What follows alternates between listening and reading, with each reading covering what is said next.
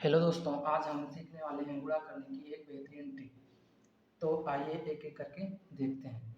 सबसे पहले हम देखेंगे ऐसी दो संख्याओं का गुणा करना जिनका पहला पहला अंक दो क्रमागत संख्या है। जैसे 3 के बाद 4, 6 के बाद 7, 4 के बाद 5, 8 के बाद 9, 5 के बाद 6 और 7 के बाद 8। ऐसी कुछ संख्या है। तो आइए एक एक करके देखते हैं। सबसे पहले क्या करेंगे, हम ऐसी दो संख्याओं का गुणा करना होगा कि जो क्रमागत होंगी। तो हम सबसे पहले अंत में 75 को लिख देंगे। उसके बाद क्या करेंगे, जो सबसे बड़ी संख्या होगी इन दोनों संख्याओं में, जैसे इन दोनों में सबसे बड़ी संख्या है 4। 4 के आगे आता है 5, तो हम 3 का गुणा 5 से कर देंगे और लिख देंगे। तो इस तरीके से ये हो जाएगा 15। तो इस तरीके से ये हमारा इसका उत्तर हो गया। आइए अब दूसरा देखते हैं। 6 के बाद 7, यहाँ भी संख्याएं क्रमागत हैं। तो हमारा जो अंतिम दो अंक होगा वो 75 ही होगा। फिर क्या करेंगे कि 7 के आगे कौन सी संख्या आती है, 8। अब 6 का गुणा हम 8 में कर देंगे और फिर ये हो गया 48। इस तरीके से 4875 हमारा ये आंसर हो गया। फिर अगला हम देखेंगे, 4 के आगे आता है 5, ये क्रमागत है। तो फिर हमारा अंतिम अंक 75 होगा और 5 के आगे कौन सी संख्या आती है, 6। तो 6 का गुणा हम 4 में कर देंगे। तो ये हो गया हमारा 24। तो 2475 हमारा आंसर हो गया। फिर ऐसे आगे भी ये इन सभी संख्याओं का ऐसे ही उत्तर निकालना है। पहला डिजिट 8 और अगला है 9, दोनों क्रमागत है। तो हम फिर लिखेंगे अंत में 75 और 9 के आगे कौन सी संख्या आती है, 10। 10 का गुणा कर देंगे हम 8 में, ये हो गया हमारा 80। सेम ऐसे इसमें भी लास्ट डिजिट 75 ही रहेगा। क्यों? क्योंकि पहली पहली संख्या है क्रमागत है। जैसे 5 के बाद 6 आता है, तो 6 के आगे आने वाली संख्या 7, तो 7 का गुणा हम 5 में कर देंगे। तो ये हो गया हमारा ये 35। ऐसे आगे हम देखेंगे 7 और 8, ये दोनों संख्याएं क्रमागत में। तो हम अब हमारा लास्ट का जो दो अंक होगा वो 75 ही होगा और 8 के आगे आता है 9। 9 का गुणा हम 7 में कर देंगे। तो इस तरीके से हो जाएगा 63। उम्मीद करता हूँ आप लोगों को ये चीज़ें समझ में आ गई होंगी। अब आइए दूसरा पैटर्न देखते हैं। अब यहाँ पर हमने क्या देखा कि 1 के बाद 2 ना आकर अब 3 आ रहा है। तो ऐसी संख्याओं का गुणा हम कैसे करेंगे। तो सबसे पहले ध्यान देने की बात ये रहेगी कि अगर पहली पहली संख्या का जो अंतर है एक सम संख्या हो, पहली पहली संख्या का अंतर क्या हो, एक सम संख्या हो, तो हम हमेशा हमारा जो अंतिम अंक होगा, अंतिम दो अंक होगा वो 25 होगा।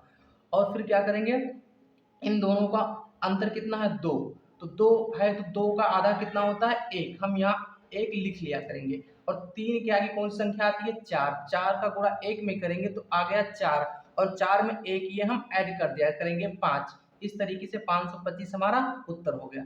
आगे आगे फिर हम देखते हैं। फिर 3 के बाद यहाँ पर फिर संख्या है 7। इन संख्या का अंतर कितना है, 4, जो कि एक सम संख्या है। और 4 का आधा कितना होता है, 2 होता है। तो अगर इन दोनों का अंतर एक सम संख्या है तो हमारा अंतिम अंक होगा 25। क्योंकि जब हमेशा पहली पहली अंक का जो डिफरेंस है, जो अंतर है, अगर एक सम संख्या आएगी तो अंतिम अंक 25 ही होगा।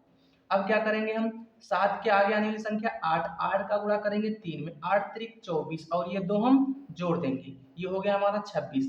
ऐसे आगे भी आइए देखते हैं। फिर 4 के बाद यहाँ पर 6 लिखा हुआ है तो इनका अंतर एक सम संख्या है, तो अंत में हमारा ये आएगा 25 और इनका डिफरेंस है 2। तो 2 का हाफ कितना होता है, आधा कितना होता है, 1। फिर 6 के आगे 7। 7 का गुणा 4 में होगा 28 और 28 और 1 यहाँ पर हमारा जुड़ जाएगा, इसमें हो गया 29। इस तरीके से इसमें भी 3 9, इसमें हो गया डिफरेंस 6 का, तो 6 का आधा 3। फिर अगर डिफरेंस सम है तो अंत में हम 25 ही लिखेंगे। और 9 के आगे 10। 10 का गुणा 3 से हो जाएगा, 10 तियां 30 और यहाँ पर फिर हमारा 3 जुड़ जाएगा 33। इस तरीके से ये हमारा आंसर बन गया। फिर इसका डिफरेंस कितना है 4। 4 का आधा कितना होता है 8, जो कि एक सम संख्या है, तो अंत में इसमें 25 ही होगा। और 8 के आगे क्या आता है 9। 9 का गुणा 4 में होगा, 9 चौ 36 और 2 हमारा जोड़ कर इसमें क्या बना लेगा 38। सेम इनका डिफरेंस 4, जो कि एक सम संख्या है, तो 4 का आधा कितना हुआ 2, सम संख्या है, अंत में 25 होगी। फिर 9 के आगे 10, 10 का गुणा 5 से 10 बचे 50 और 2 52। इस तरीके से हमारा दूसरा पैटर्न खत्म हुआ। आइए हम तीसरे की तरफ बढ़ते हैं। अब हम यहाँ पर देख रहे हैं कि यहाँ पर पहली संख्या 1 और दूसरी संख्या है 4, जो कि इनका डिफरेंस आ रहा है 3। अब 3 का आधा हमको करना पड़ेगा। 3 का जो आधा होता है वो होता है 1.5, तो हम 1.5 ना लेकर के हम सिर्फ लेंगे यहाँ पर 1 लेंगे। हम दशमलव की संख्या को इग्नोर करेंगे, उस पर ध्यान नहीं देंगे। अब जब हमेशा इनके बीच का डिफरेंस होगा एक विषम संख्या, तो अंतिम अंक हमेशा 75 आएगा। 4 के आगे 5 होता है, 5 का गुणा 1 से करेंगे, 5 एक नाम 5 और 1 इसमें हासिल हमारा जुड़ जाएगा, ये हो जाएगा 6 हो जाएगा। इस तरीके से हमारा आंसर हो गया। फिर दूसरी संख्या देखें तो इनका भी डिफरेंस है 3। 3 का आधा 1.5, 1.5 ना लेकर के हम यहाँ पर 1 ही लेंगे। अब इनका डिफरेंस विषम संख्या है, तो अंतिम अंक हमारा 75 आएगा। और 6 के आगे 7, 7 का गुणा हमारा 3 से हो जाएगा, 71 और 1 हासिल जोड़ के इसमें 72 हो गया। इस प्रकार ये हमारा आंसर हो गया। आगे भी इनका डिफरेंस है 5, 5 जो कि एक विषम संख्या है, यहाँ पर आ जाएगा 75। 5 का आधा होता है 2.5, 2.5 ना लेकर के हम यहाँ पर लेंगे 2।